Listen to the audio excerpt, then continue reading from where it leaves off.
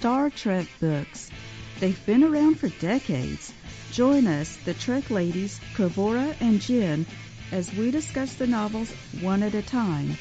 Welcome to the Ladies Trek Library.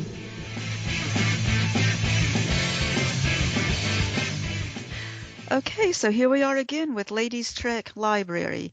I'm Kavura, and I'm here with Jen. Hi, Jen. Hey, Kavura, and hey, listeners. I'm glad to be back. Okay, and our book this time is The Covenant of the Crown by Howard Weinstein. And I'll read the back cover of the book. The Shaddan crown is the key to power, and the Klingons have the advantage. An Enterprise shuttle is forced to crash land in a violent storm on the barren planet Sigma 1212. Spock, McCoy, and Kailyn, the beautiful heir to the Shaddan throne, survive in the near disaster. Now pursued by primitive hunters and a band of Klingon scouts, they must reach the mountain where the fabulous dynastic crown is hidden.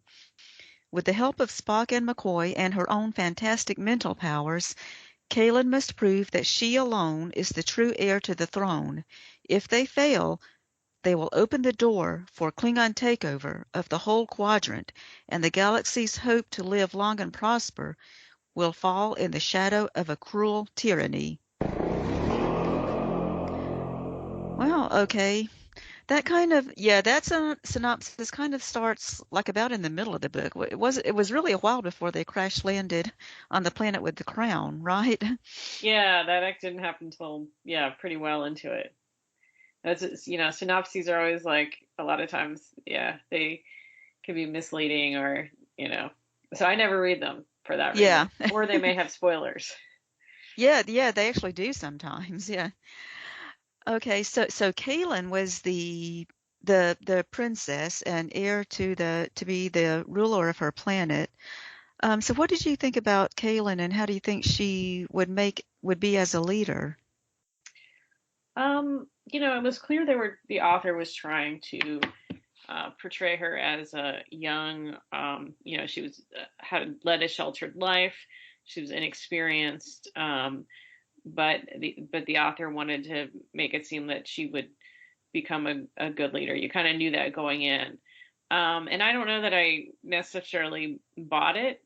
She really just seemed very sheltered and inexperienced. The whole idea was supposed to be that if she can wear the crown, uh, that she will be recognized as the leader of Shad after her father passes away.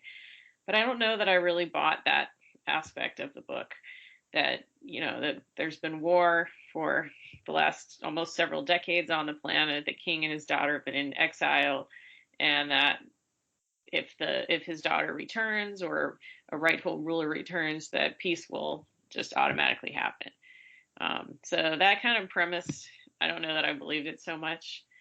But I won't say any more about the rest of the story. Okay, Yeah. well, yeah, the story has this mystical quality, and I think that was intentional. It's almost like a fairy tale or like the old medieval stories, and because it did have a story like the one chapter started with like they were telling a tale from the planet's past, and then McCoy said, "Hey, this is kind of like King Arthur," and then Spock said, "Well, it's also like the Bible." I mean, so the story does kind of um, like it's an homage to those types of stories. And so that's why we have that, this princess, she's young and beautiful, and she's destined to be the leader. And I kind of like, those elements of the story. And Kaylin also, and for having the crown, I guess we should explain this, like like the crown has these jewels on it that are kind of foggy. And when someone puts the crown on their head, if they're the one that's supposed to be the next ruler, then the jewels become clear and shiny instead of foggy.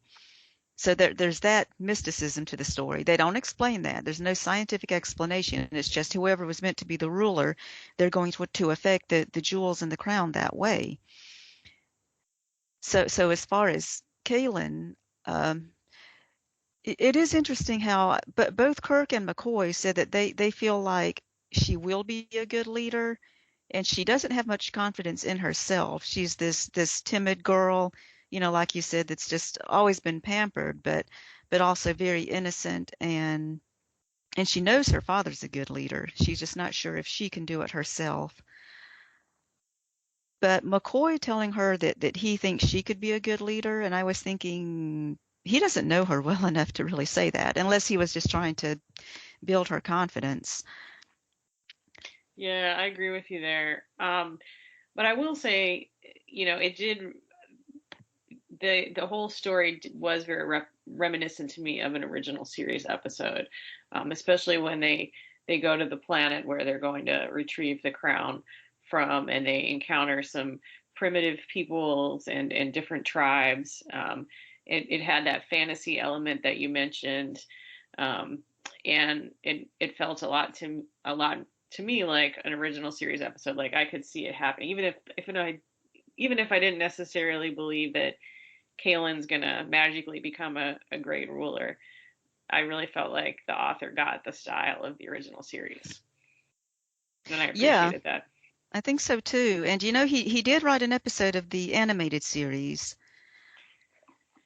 Yeah, which was the Pirates of Orion, or was it the Orion Pirates? I can't remember. it's the Pirates of, except that they pronounced it differently, the Pirates of Orion. But yeah, it was Orion. And yeah, I do like how this book had that intro at the beginning. It had the author's notes and then the foreword by David Gerald, so you learn a little bit about the author and everything. That was pretty neat. Yeah, it actually, I mean, it sounds silly, but it had a really great forward, both a really funny and, not meant to be serious introduction from David Gerald, as well as the intro from the author, which I just really liked. A lot of times those are just kind of boring and, just thanking people who helped them. But it was interesting talking about his experiences and how he came to write the story. Yes, and the fact that he was so young, so David Gerald was the youngest writer ever when he wrote the Trouble with Tribbles episode, but then Howard Weinstein became the youngest. David Gerald had been, what did he say, 22 or 23 when he wrote Trouble with Tribbles. And when Howard Weinstein wrote the Pirates of Orion, he was 19, so he was the youngest to write for a Star Trek episode. Yeah, and it was pretty cool how he mentioned how when that episode aired on TV, he gathered with some friends in his dorm room to watch it and got to say, I wrote this episode. He was still in college. So that was Yeah, pretty cool. definitely what I would have done too. Yeah. So, and I kind of think of the story as a McCoy story in this book. How do you think it worked as a McCoy story? Even though it did use a lot of the other characters, but McCoy was very prominent in it. Yeah, it really was a McCoy story. I mean, Kirk, and Spock were in it, and as well as, a lot of the other characters, but he was the main character. He was the one who was spending time with Kaylin because she has a medical condition that requires her to get injections, and she had never given the injections to herself. And so he was teaching her how to do it, something that she had a fear of. But they came to spend a lot of time together on the Enterprise as they're traveling to this planet to retrieve the crown. Um, and as we'll talk about later, she, falls in love with him, and he kind of falls in love with her. Um, so yeah, it really was a McCoy story. And the book started out with a surprise birthday party for McCoy, and that was pretty funny. McCoy was complaining about having a birthday, and then Kirk was having these thoughts. Well, maybe should I cancel the party since it was a surprise, But that all worked out well. But it was funny though. So it kind of lets you know that McCoy was going to be a big part of this book. It had starting out with his birthday, and McCoy did have a lot of thoughts in the book about how old he is, and the thoughts about Kaylin, because they had this relationship, or the thoughts about Kailyn being in love with him. So, but Yeah, I mean, a lot of the thoughts in the book were McCoy feeling like he's getting old. They don't specifically mention how old he had turned, but it made it seem like it was a milestone birthday. Um, and, in the process of feeling like he's an old man and really maybe never going to be in a relationship again or find love again, he comes and meets Kailyn, um, who falls in love with him, and he falls in love with her really, but can't really acknowledge it or recognize it, even though Kirk and some of the other characters do. He just doesn't want to, I guess, admit that he's falling in love with a young woman who's young enough to be his daughter, and the relationship really, I'd say, probably isn't appropriate, given that he's kind of like a mentor and a father figure to her as her father's dying. yes, and McCoy is, I mean, he's still a gentleman. I mean, he knows not to take advantage of her. I mean, the thought never occurred to him, I mean, and I mean, maybe he does have this thought, what if we did? Because she is of consenting age. She is 20 in the book. So it's inappropriate, but still she's, like she's of legal age, but he still has these doubts, and he knows he's too old for her. And Joanna, his daughter, not really part of canon, but Joanna, his daughter, was mentioned in this book, which is also something neat that I thought was thrown in the book. Oh, they mentioned McCoy's daughter. But having, this relationship, I mean, yeah, it is something that becomes a part of the story, and I think it was well handled. I think it played out very well. I do like like the scene where McCoy goes to Spock, and I mean, I think McCoy went to Spock because there was just no one else to talk to, and he said, "Well, shouldn't I tell her that I just can't return her feelings?" And Spock said, "Well, if you tell her, she might accept it and go on with her life, or she might just go into a state of depression and never become a ruler." So Spock wasn't really any help. That was just interesting. I'm not sure if Spock would have really given that kind of answer, but it was neat just to have that there. Like, okay, so McCoy's trying to get help from Spock, and Spock just oh well, isn't really any help at this time.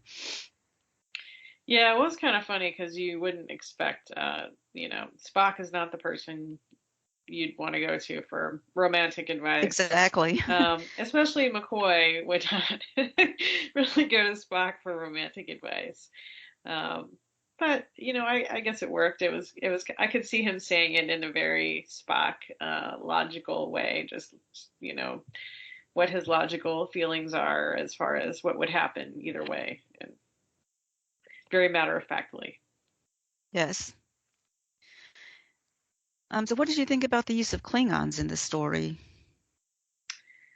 Well, I don't know that they were really necessary to the story. They kind of they're chasing McCoy and Spock and everyone who's trying to get to the crown. They want to get to it first, and they end up on the planet where McCoy and everyone has crash landed, and they're following them, and the story follows them, and this planet's snowy, and there's some primitive people, including some hunters who want to capture them.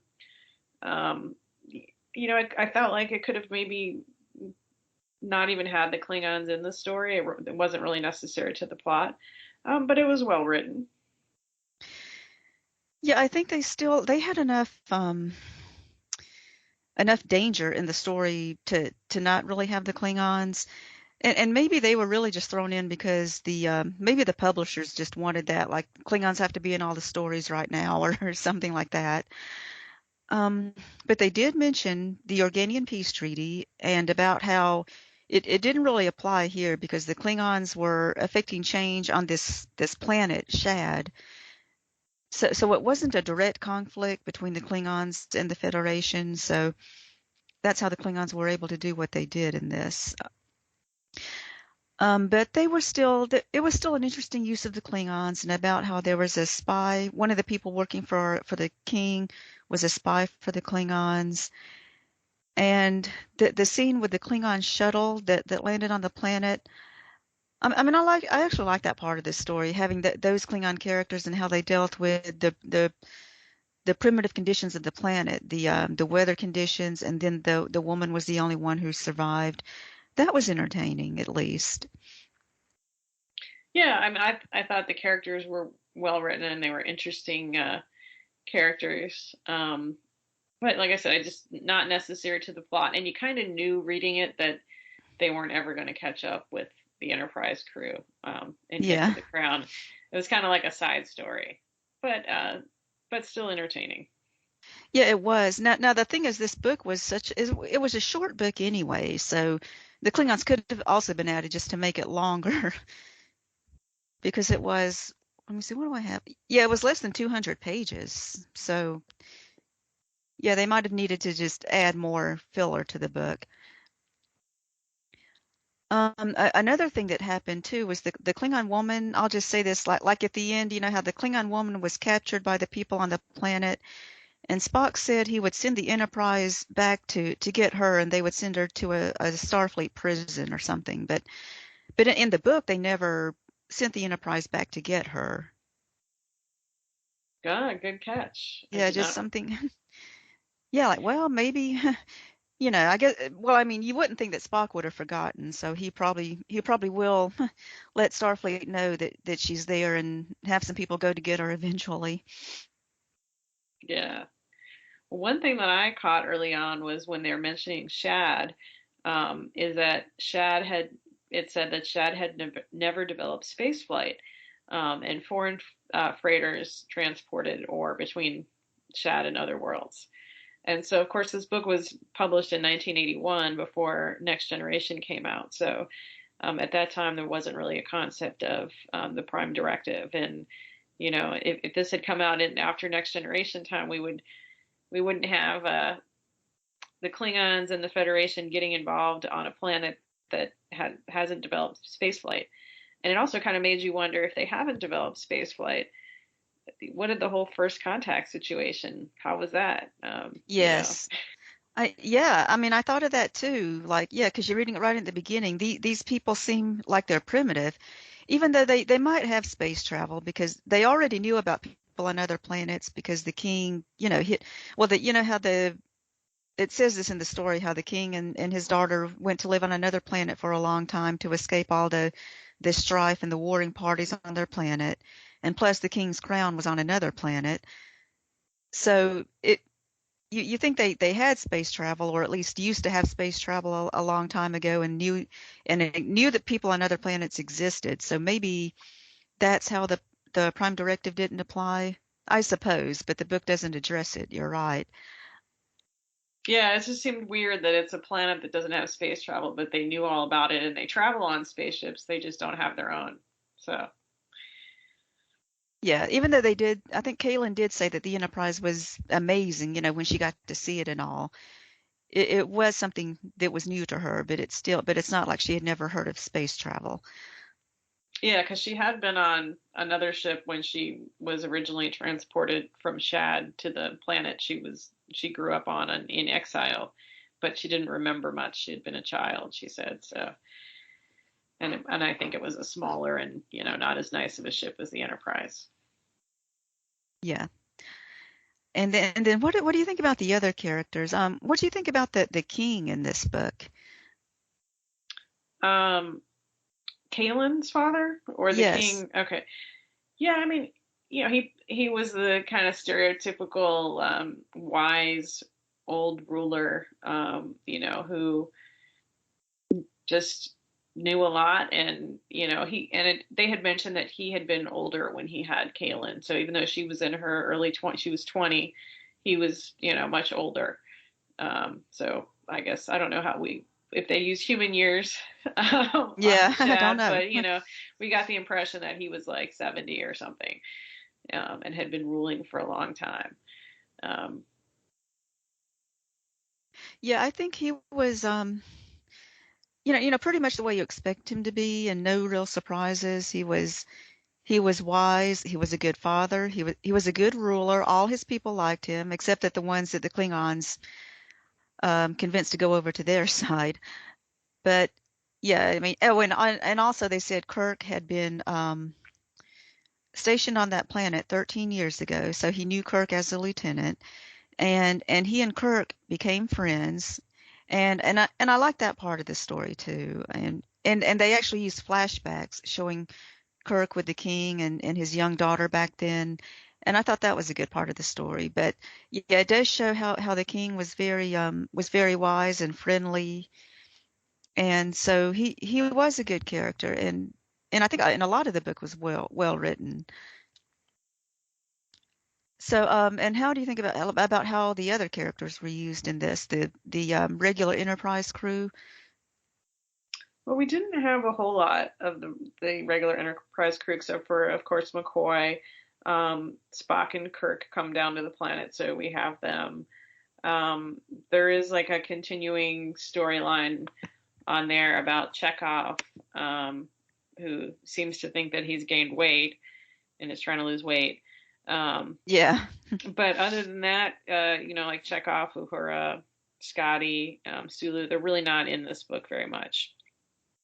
There wasn't much use of them, but I do like the use of Kirk, Spock, and McCoy was good in this book. I mean, we've already talked about McCoy in the book, and as far as Kirk, I said I liked all the scenes with him with the king, and Kailyn called Kirk Uncle Jim. That was cute. I mean, just to Yeah, show yeah. yeah, it was a good, the original trio, their interactions. Although I did find maybe the character of Spock, some of the things he said just seemed weird to me and not really in character. We already mentioned the one thing when, McCoy was asking him for sort of love advice, which I thought was odd. And then there's another time that I remember where I highlighted this one because it stuck out, where Kaylyn's talking about growing up and how she feels like she's still growing up, even though she's technically an adult, but she's lived this sheltered life and really doesn't have experience. Um, and Spock says something like, I've never understood why so many races instill in their offspring the notion that growing up, as you phrase it, is merely a stage of life that one passes through in a finite period of time. And he says, perhaps the terminology leads to errors in perception. If it were simply referred to as growing, perhaps it would be easier to conceptualize as a process that continues throughout life. And, and then she says, oh, that's too logical for most beings, Mr. Spock. But I just didn't feel like that would be something he would say. I don't know. It didn't actually seem logical to me at all. Okay. So, so I don't know. There are a few other things in there where just it seemed like weird things when he was on the planet. That just maybe this character is not so in character. But it wasn't like anything glaring. Like I thought, oh wow, this is terribly out of character and not Spock or anything like that. One thing I liked was that when they got, when they were on the planet and got captured and tied up, and the guy that had tied them up was I think he was poking McCoy with a spear, and McCoy was moving like, "Hey, don't do that," and all, and the guy, and they don't understand English or Federation standard, but the guy was happy that McCoy was reacting to the jabbing. And then when he jabbed Spock, and Spock could stand there and use his Vulcan mental discipline to not move, to not register anything that was happening, and then the guy was disappointed at that. I just thought that was a neat scene. That shows how Spock is different and what he can do with his Vulcan talents. It's kind of, yeah, it's not really much, but somehow that's something that stood out to me in this story. Yeah, that was a good scene. It's yeah, and other things, yeah, Spock is mostly just used as someone who's there. He doesn't really do as much in this because it's more about McCoy, I think, and so it's more about McCoy and the girl. Another thing, the man on the planet that knew where the crown was, and he was the leader of his people, and Yeah, he had King Shern, I think is his name. Shern. Let me see. Okay, and he had been so, and he had also been friends with with Kalen's father.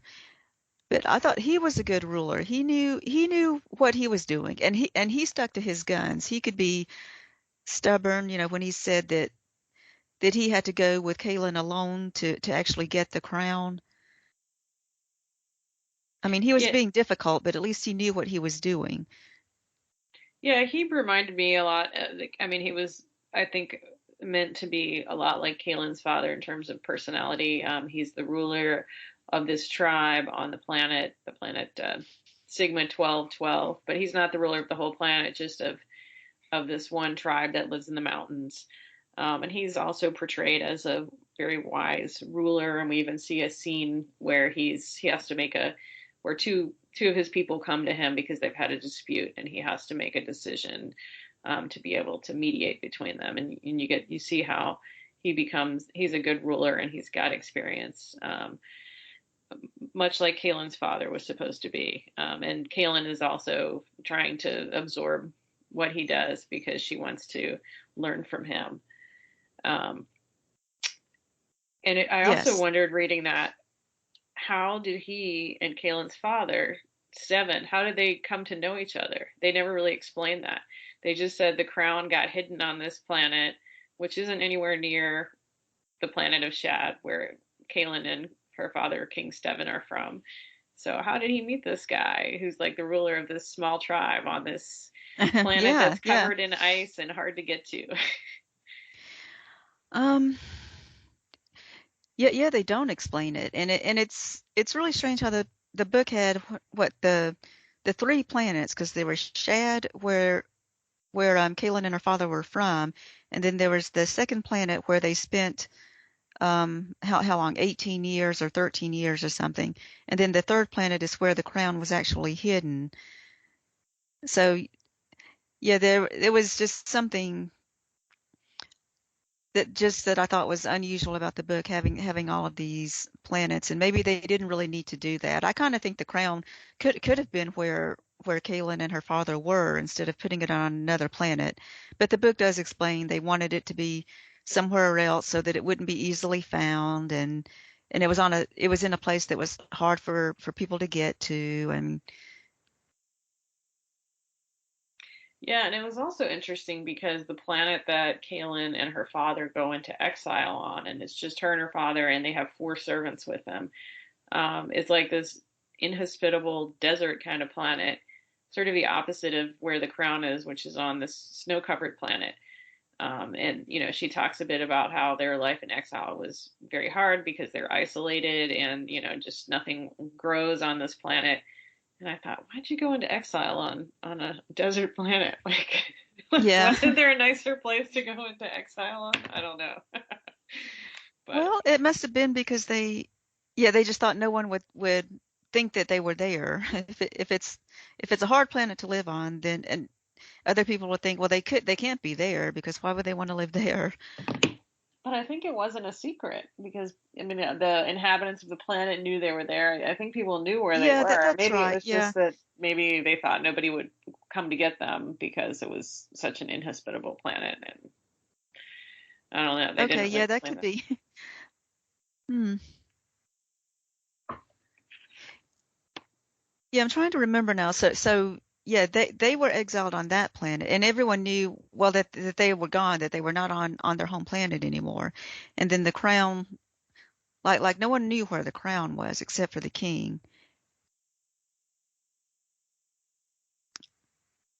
So that was an interesting part of this story. Now, oh yeah, and something else too, since you mentioned about Chekhov thinking he had gained weight, there was a scene where Sulu and Chekhov are jogging around the ship. Wasn't that funny? Because that happened on Discovery, which was years after this book was written. Yes, and I actually thought about that when I was reading it. I thought they were jogging around the ship, and I was like, just like on Discovery. Yes. Because I don't think we've ever seen that before. I don't like remember any time on the actual original series or even on Next Gen or Voyager where people are jogging on the through the halls of the ship. Right. I don't think so. And I don't think it's been in any other books either. So that's yeah. So pretty wild there. So any other closing thoughts about the book? Well, there is one other thing that stood out to me. Uh-huh. The planet that they go to, the Sigma 1212, which, as I mentioned, it's this frozen planet, and there are different tribes there. Some of them are very hostile, and a theme on there is survival, and there's talk about killing animals. It seemed like this, like kind of reminded me of some of the original series episodes, which I'm totally blanking out on the title. Where they go back in time in the frozen planet. Um, Oh, all our yesterdays. yes, yeah. I just can't remember episode titles, just the Okay. plot. So that kind of reminded me of that, but you know, it kind of came up a lot to the point where I thought it was this weird, like he just keeps wanting to talk about killing animals, and coming from a vegan perspective, and the future is supposed to be a nicer place. You could see on this planet, okay, it's inhospitable. Maybe that's their only choice. But he tells this. There's a scene where they're with King Shern and his tribe, and they're telling the story of how his people came to live, because they live in this mountain pass that's isolated, but yet protected, and they're away from some of the more brutal and seemingly less intelligent tribes that live around them. And he tells the story of these sheep who they're like these magical sheep. I mean, this is a fairy tale of, in their religion. And when their people come originally, the sheep don't want them to come because it's their land. But then they recognize that these people are good, and you can stay because you're good. And the sheep says, you're welcome to live with us in peace, and my brothers and sisters shall be your servants. And then it talks about how the sheep are just, hey, we're just going to give you ourselves so you can eat us and kill us. And that whole story just was really disturbing to me. And I was like, this is the religious fantasy that these animals said, oh, yeah, you're great people, so you can come here and enslave us, and eat us and kill us, because we think you're great people. So I was kind of like disturbed by that, on top of all the other elements in the book, that where there's like a scene where Spock talks about thinking he may have to kill some animals to eat. And I don't know, I felt like the author was almost fixated on it in the book. Like it wasn't just mentioned one time. And then with that whole sheep story, I was like, ugh. So I don't know. That part of it did not seem very Star Trek to me. And I kind of found it disturbing. It is very strange. I did notice some of that, and I think it's just because they were on this primitive planet, and they couldn't use replicators. And I think the story of the sheep, they were kind of extrapolating from a Bible story just to have that connection again of biblical stories in the book. But I do see where you're coming from. I mean, yes, it can be disturbing, yes, to have this in a book, especially a Star Trek book. Yeah, I guess you're right. It could be, that they're trying to do some of the Old Testament stuff, which is pretty brutal. So, Yeah. So, other things about the book, and there are some anachronisms, like they talked about cassette tapes on the Enterprise, oh yeah. which was, yeah, and actually I think we talked about that too for our previous book too. They mentioned cassette tapes, like I guess at the time it was just the highest technology in the 80s, so they put it in these books thinking they would still be used in the future. Well, you never know. Maybe they'll find some way to to retcon it where they are using the future, like the other technology has gone bad. We have to go back to using cassette tapes for some reason. Yeah. Like in Um, Battlestar Galactica, we can't network our computers because the Cylons can infiltrate us. So we got to use all the old technology. yeah, they have a reason to go backwards. Yes. Oh, and then one other thing I highlighted, which is just a fun thing. Um, there's a scene where McCoy is talking to Kailyn, and he says, they'd had lots of time to chat and spark. And then he said, there was a great old word, sparkin'. He sighed again and remembered where he was now. I've never heard that word before. Have you? Sparkin? No. No, I didn't know what that was. No. I thought, should I know that? I live in the South. I live in Georgia, where McCoy is supposed to be from, and I've never heard anyone say spark before. So I just thought I'd ask. Maybe I'm just old, too young to know. Maybe it's Or an old yeah. term. And then one last thing I'll point out. It could be a coincidence, and I meant to check with him before we recorded this podcast, but I forgot. They mentioned briefly Security Ensign Michael Howard. And there is a big Star Trek novel fan, Michael Howard. You've probably seen him online. He owns every Star Trek book that is in existence. Oh, And yes, yeah. I know he's met several of the authors and many times. And I almost wonder if the author put his name in just as a thank you, like he knew he was a fan, and they do that sometimes. I mean, it's a common enough name, Michael Howard, that it could be a coincidence, but it made me wonder. Yeah, that's neat. Well, the thing is, since you said it, I mean, the guy, I mean, the person Michael Howard could actually say it is him, whether it really was meant to be or not. He could That's say it true. is.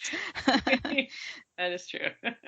Although I've chatted with him a few times, I think he's honest enough that he probably would tell the Okay. truth, but we don't know. Yeah, but it is funny. And I'll also mention, I know in one of the online books book groups that we're in, you posted the German version, the cover of the Yes, the German book, cover. which one of them is the picture is a little different than there's two of them, but one of them is identical cover to the one that we have in the U.S., and then another one has a different cover with some characters that are I It's from suppose. The Black Hole, that the movie The Black Hole. They use those characters on the cover of this book for the Oh, German that's what it version of the is. I was book. like, are those supposed to be like King Seven? And because it doesn't really, And it doesn't look like any no, of the Star Trek actors at all. no, And yeah, that's what it and is. I mean, I found that because someone posted it in another group, but I looked at it on Memory Alpha and Memory Beta, and they don't really have an explanation. They just said erroneous cover, something like that. And also, interestingly enough, the title in German is Die Macht der Krone, which actually translates into the power of the crown, not the covenant of the crown. Which Oh, is kind of interesting because the crown doesn't really have power. It is more the covenant of the crown because in the biblical or whatever you want to call it religious story of the people of Shad, their gods say that whoever is the rightful ruler will be able to make the crystals clear. And that they won't gain any power from wearing the crown, but that the ruler has some sort of low level of telepathy where it might give them some, not like they can see what's going to happen in the future, but have some insight into things. Um, so it's kind of interesting that the German title was The Power of the Crown, when it yes, really okay. doesn't have power. So Did you say you used to live in Germany or visited? yeah, I did a semester abroad. I spent 3 months in Germany and 5 months in Austria. Oh, wow. Neat. Okay. Okay. And if That's I had interesting. known all these Star Trek books had different, because I've seen other people posting too, a lot of times the German books have different covers. I would have started buying them when I was there, but oh well. Yeah. Well, they're on Amazon. I noticed that too. Like the American version and the German versions are up there on Amazon. But so any other thing about this book? I know that like so Kaylin, they said she has that a disease choreocytosis, which Spock had in that episode, The Pirates of Orion, that was written by the same author. But the book said that Kaylin has to give herself daily injections for this disease and that she was afraid to do it. She eventually did learn to do it.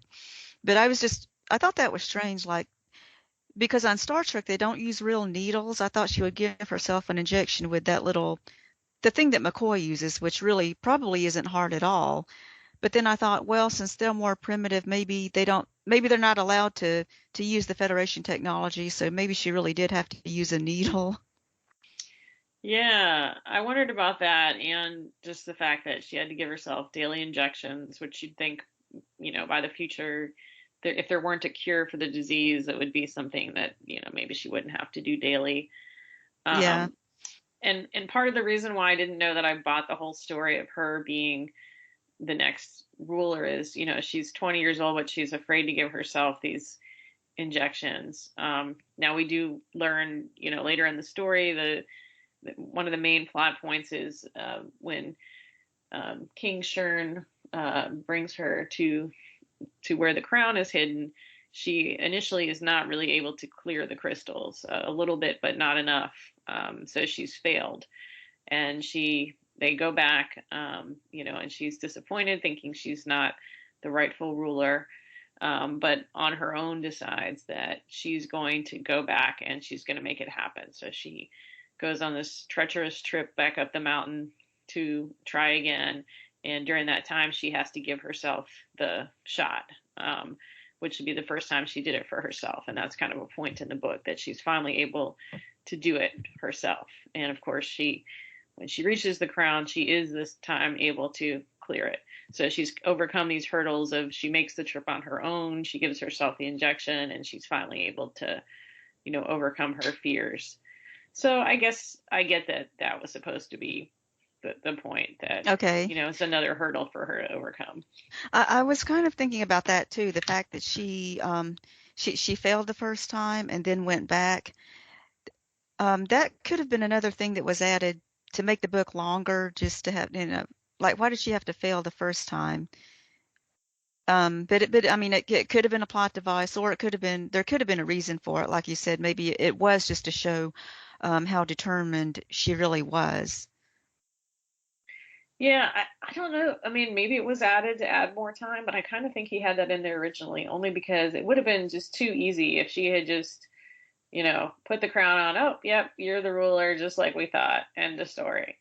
Even though you knew after she put it on the first time and could not clear it, you're like, oh, that's not the end of the story. Something's going to happen Yeah. where she is going to be the ruler. And and I enjoyed the story. Like, I thought it was really well written. I thought the characters were good, and as I said, I really felt like it could be an original series episode, including the part with the Klingons kind of in a side plot and bumbling along. But it kind of was wrapped up too neatly at the end, even though you knew that was coming. It was like, yeah, okay, she's the legitimate ruler, and she's going to go back to Shad. And oh, yeah, now that she's back, the warring factions, they've made peace and decided to just accept her as the ruler, and everything's happy now. And it was kind of like, oh well, you know, kind of knew that was going to happen, but Yeah, so that's good for closing thoughts, I guess. I thought it was a good story too. I really enjoyed it, and there were, like a few little quibbles, but I think overall it was a good story with good characters. I like the most of the handling of the main characters, and the new characters in the book were very well done too. yeah, I like. This is the first book I've written by this author, but I like his style of writing, so I will definitely be reading more of him in the future. Okay, great. So we both liked it. We need to come up with a rating system. We still haven't yet. It seems Okay. too mundane just to say so and so out of so and so stars, but we haven't come up with anything better. So So, okay, we'll just say 4 stars for me. yeah, I'd say like 3.5 or four Okay. stars. I mean, it was a short book. That's the other thing. So it's not an epic story or anything, but it's short, but it's a good story. Okay. All right then. Thanks a lot, Jen. And we'll Yes, see everyone next time. thanks, Kimura, and it was great to be back and talk Star Trek books again. Thanks for listening. Make sure you hit that subscribe button and join our Facebook group. Live long and may the force be with you. Nanu Nanu.